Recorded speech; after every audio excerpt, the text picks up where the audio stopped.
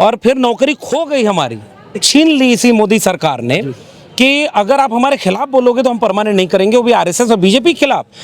फिर भी हमने किताब लेकर कहा कि इस देश में सबसे ज़्यादा हमला शिक्षा व्यवस्था पर हो रहा है, स्कूल बंद किए जा रहे हैं, विश्वविद्यालय बेचे जा रहे हैं, शिक्षा बर्बाद की जा रही है, तब देश में युवा उतना नहीं जागे। इसलिए जब भी हम यहाँ आते हैं, खड़े होते हैं, तो इस समय एक गर्व महसूस होता है कि इसी आंदोलन की इस देश को ज़रूरत थी कि शिक्षा बेहतर हो, शिक्षा बिके ना, स्कूल कॉलेज विश्वविद्यालय बंद ना हो। और पेपर लीक हो रहा है, ये तो एक स्पार्क था कि आप एक पेपर नहीं करा सकते तो आप इस देश के नौजवानों को शिक्षा क्या देंगे। यह आंदोलन अब एक जन आंदोलन बन गया है, और खासकर तब जब नरेंद्र मोदी और अमित शाह की पुलिस ने इस आंदोलन में शामिल आम युवाओं को, जो इस देश का भविष्य है, जिनके बूते ही वो कहते हैं कि हम विश्व गुरु बनेंगे, पढ़ेगा इंडिया तो आगे बढ़ेगा इंडिया जी, आप सारा झूठ बोलते रहे। और वही युवा जब आपके नफरत के एजेंडे में शामिल होता है तो आप फूल बरसाते हो, आप धार्मिक काम में जाता है तो आप प्यार करते हो, और शिक्षा और रोजगार की बात कर रहा था तो आपने लाठियां मारी, इतनी निर्मम लाठी मारी। मुझे लग रहा है उसके बाद जो बचे खुचे युवा जगे नहीं थे वो सब जग गए हैं, और इसके लिए अब पूरे देश में आंदोलन। लेकिन सर वो लोग तो कह रहे हैं ना कि ये एंटी नेशनल है, इनकी विदेशी फंडिंग हो रही है। अब अगर उनकी सरकार रहते ही विदेश से फंड आ जा रहा है और मोदी शाह को नहीं पता चल रहा है, तब तो दोनों को धर्मेंद्र प्रधान के साथ इस्तीफा दे देना चाहिए। फिर तो आप प्रधानमंत्री हो, अमित शाह हो, अगर आपको ये नहीं पता चल पा रहा है कि कौन ले आकर के खाना बांट रहा है, कहाँ से पैसा आ रहा है, तो फिर तुम सरकार किस बात के लिए चला रहे हो? ये झूठ है और वो पूरी तरह फेल हो चुके हैं। देखिए, तानाशाहों की एक उम्र होती है, शुरू में तानाशाह झूठ बोलकर आता है और फिर ये सोचता है कि उसके झूठ को सब लोग सच मानते रहेंगे और हमेशा राज करेगा। एक बड़ी लोकप्रिय दुनिया की कहावत है, कुछ लोगों को कुछ वक्त के लिए आप मूर्ख बना सकते हैं, सारे लोगों को भी कुछ वक्त के लिए आप मूर्ख बना सकते हैं, आप सबको हमेशा मूर्ख नहीं बना सकते। अब ये जनता जाग गई है, तो आप ये झूठ का प्रोपेगेंडा, आप कुछ लोगों को भेज के यहाँ हमला करवा दो पुलिस पर, कुछ लोगों से पुलिस वालों को पिटवा दो, कुछ लोगों से मोदी और देश के खिलाफ कुछ एक दो स्लोगन बनवा दो। अब तो ये जो मीडिया है ना, वो हाथ में आ गई है, लोगों की मोबाइल है। लोगों ने यही कहा कि आपने पत्थर भरा ट्रक कैसे खड़ा करवा दिया, आपने टूटी हुई गाड़ियां कैसे खड़ी करवा दी, और आपने जो किया इसका मतलब आपकी सरकार फेल है। अब देखिए, 3 स्टेप होता है। पहला, इग्नोर करो कि ये युवा शिक्षा मांग रहे हैं, पेपर लीक रोकने की बात कर रहे हैं, इग्नोर करो। न किसी का 12 साल में 150 पेपर लीक, एक का भी कार्रवाई नहीं हुई, तो इग्नोर किया कि युवा हैं, भूल जाएंगे। दूसरा, जब ये आंदोलन तेज हो गया तो इस आंदोलन का दमन करो, वो भी 20 जुलाई को हो गया। अब तीसरे स्टेज में आ गया है, इस आंदोलन को बदनाम करो, देश विरोधी है, राष्ट्र विरोधी है, फंडिंग कहाँ से आ रही है। ये तो इतना प्यारा आंदोलन हो गया है कि अब मोदी शाह का बोरिया बिस्तर बंधना तय है। और हम चाहते, बस एक गुजारिश करते हैं कि इकबाल ने बहुत महत्वपूर्ण बात कही थी कि जमहूरियत एक तर्ज हुकूमत है कि जिसमें बंदों को गिना करते हैं, तौला नहीं करते। तो गिनती सबसे अहम है। अगर युवाओं के आंदोलन में हजारों की तादाद में, लाखों की तादाद में लोग आ रहे हैं, तो आप अपने हाथ में हिंसा कोई मत करो। इस देश का कोई युवा हिंसा में मत जाए, और देखिएगा अपने आप मोदी और अमित शाह को झुका देगा वो। सर, कैसे देखते हैं जिस प्रकार से ये आंदोलन अब जन आंदोलन, बड़ा आंदोलन बनने जा रहा है, और साहब कह रहे हैं कि इस्तीफे जैसी हमारे यहाँ कोई प्रथा ही नहीं है। हालांकि साहब ने कहा है कि अगर पेपर लीक होगा तो हम SIT बना करके, फास्ट ट्रैक कोर्ट बना करके तुरंत न्याय करेंगे, लेकिन उन्होंने ये कह दिया कि पेपर लीक नहीं रोकेंगे। अब ये देश का जो आंदोलन है, जो सुप्रीम कोर्ट के चीफ जस्टिस की टिप्पणी से सोशल मीडिया पर एक सनसनी बना, और फिर एक प्रयोग हुआ कि जरा देखें इस देश के युवाओं में कितनी जागरूकता है।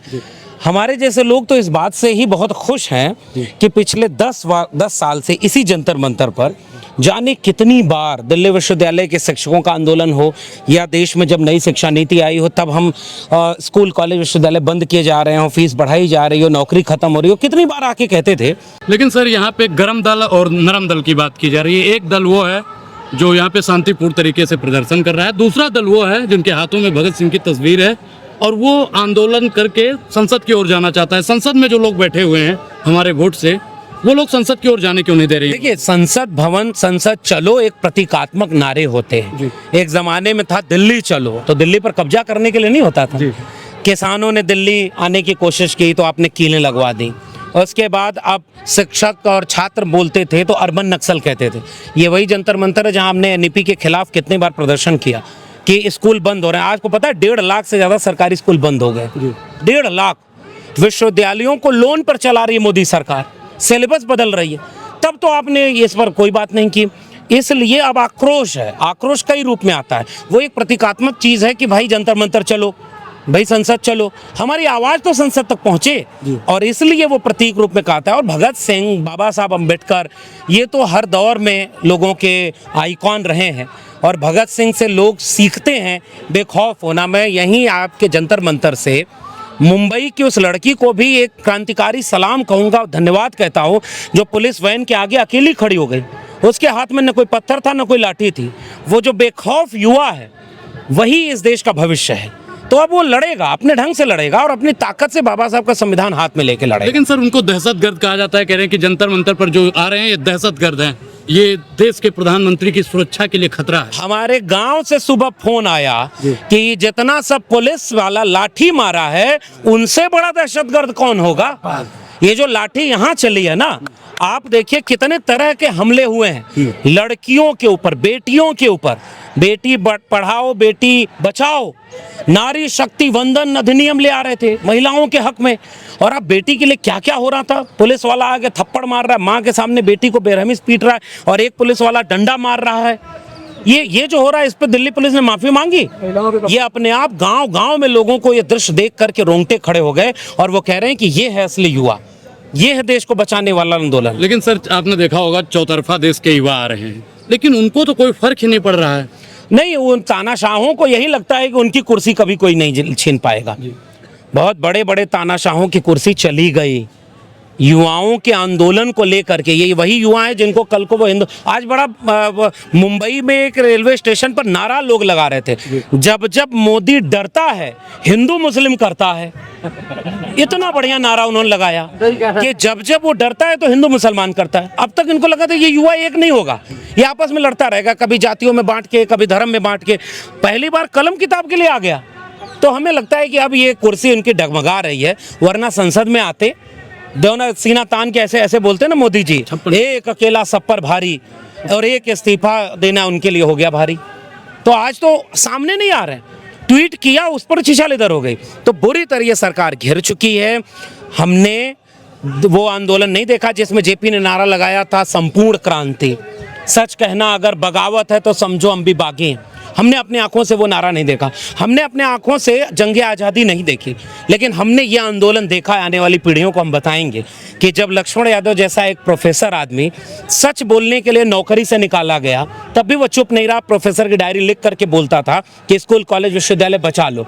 लेकिन आज 2026 में इस देश के युवा आ गए सड़क पर, वो कह रहे हैं कलम किताब बचाएंगे, और तानाशाह को यही युवा घर पहुंचाएंगे, मेरा यकीन है इस बात। सर आप अध्यापक हैं, आप कोई सुझाव सरकार को देंगे जिससे पेपर लीक जैसी समस्याएं रुक सके? देखिए, पेपर लीक रोकने का एक तरीका, सबसे अच्छा तरीका ये है कि खुद प्रधानमंत्री जी कुर्सी छोड़ दें। उनके बस का नहीं है। 12 साल में कोई ऐसी किसानों का दर्द कम हुआ, नौजवानों का दर्द कम हुआ?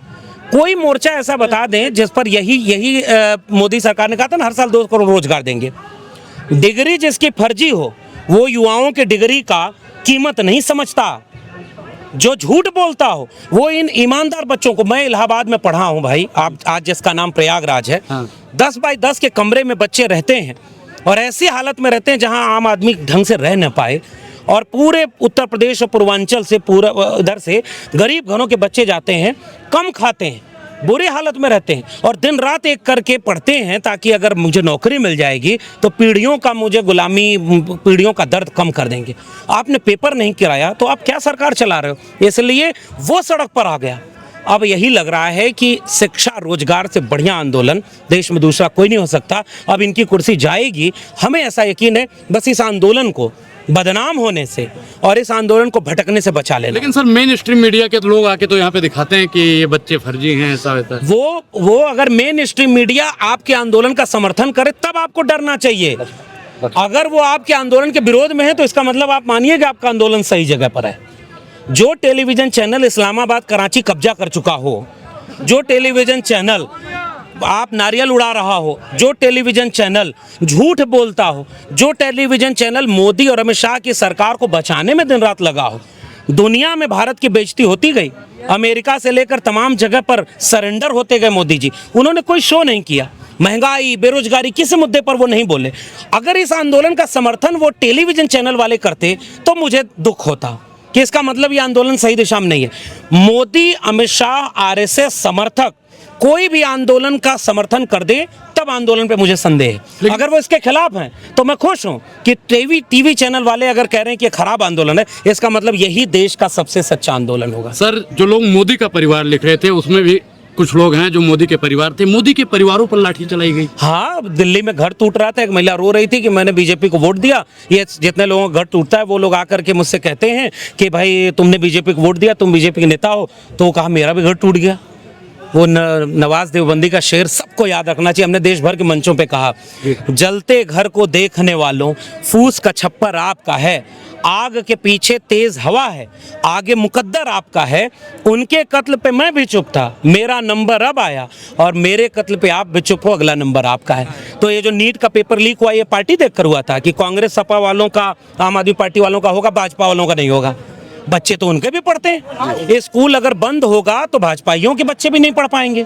अगर रोजगार युवाओं को नहीं मिलेगा तो भाजपा और आरएसएस वाले भी परेशान होंगे। वो नेताओं के पढ़ते हैं, वो जो अंधभक्त हैं वो यहीं पर रहे हैं। जो बड़े बड़े नेता हैं, जैसे धर्मेंद्र प्रधान का बच्चा बाहर पढ़ेगा, राजनाथ सिंह के बच्चे बाहर पढ़ेंगे, अरुण जेटली अब तो नहीं है, मरहूम अरुण जेटली, उनके बच्चे, सुषमा स्वराज के बच्चे सब बाहर पढ़े हैं।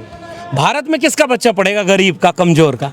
तो वो भारत आज सड़क पर आया है कि हम अपने स्कूल, अब आपको यकीन है उत्तर प्रदेश में 27,000 डिग्री सरकारी स्कूल बंद कर दिया। 27,000 विद्यालय बंद करके 27,000 मदिरालय खोल दिया योगी आदित्यनाथ की सरकार ने। और जो लोग स्कूल बचाने के लिए आंदोलन किए उस पर मुकदमा लिख दिया। जौहर यूनिवर्सिटी पर भी बुलडोजर चला। आप कल्पना करिए कि घरों पर अब तक बुलडोजर चलता था, विश्वविद्यालय गिरा रहे हैं। ये चाहते हैं कि अनपढ़ बनेगा भारत, तभी गुलाम रहेगा भारत। इसीलिए भारत को अनपढ़ बनाने के लिए इन्होंने शिक्षा बर्बाद कर दी, पेपर लीक नहीं रोकेंगे। अब भारत को तय करना है कि भारत को पढ़ा लिखा भारत चाहिए या अनपढ़ और गुलाम भारत चाहिए। सर, लास्ट में एक सवाल लेंगे। यहाँ पे जो अंधभक्त आते हैं, जो प्रोटेस्ट को खराब करने का काम करते हैं, उन अंधभक्तों के लिए आप क्या कहेंगे? उनको यही कहेंगे कि गोबर नहीं खाना चाहिए, पढ़ाई लिखाई करें, आपको भी अच्छी शिक्षा मिले, आपके लिए अच्छे स्कूल हों, आपके लिए भी अच्छे मैं दिल्ली विश्वविद्यालय में 14 साल पढ़ाया। जब मैं आया था दिल्ली विश्वविद्यालय में प्रोफेसर बन के, तो जिन कोर्स की फीस 4,000 रुपये थी, आज 40,000 हो गई। किसकी आमदनी 10 गुना बढ़ी है? आपके बच्चे भी नहीं पढ़ पाएंगे, आपके बच्चे भी इन विश्वविद्यालयों में नहीं जा पाएंगे। इसलिए आप भी अंधभक्ति छोड़ो और आओ यहाँ पर, ये आपके बच्चों का भविष्य बचाने के लिए आंदोलन चल रहा है। सर, राम मंदिर में चोरी हुई, अब मैं केवल ये कहूंगा, भाजपा कोई ऐसा जगह बता दो जहां चोरी नहीं की हो। मैं एक बात कह रहा हूं, वोट चोरी भाजपा, ईवीएम में चोरी भाजपा, चंदा चोरी भाजपा, अब पेपर चोरी, आपका शिक्षा चोरी, कलम किताब चोरी। एक दिन ये लोकतंत्र और संविधान को भी चोरी कर लेंगे। हम बाबा साहब और भगत सिंह को मानने वाले लोग इनको अब बड़ी चोरी नहीं करने देंगे। और आखिरी में मोदी जी का वो मीम लगा दीजिएगा, जब मैं छोटा था और छोटी चोरी करता था, तभी मेरी माँ ने मुझे रोका होता, तो बड़ा होकर मैं बड़ी चोरी नहीं करता।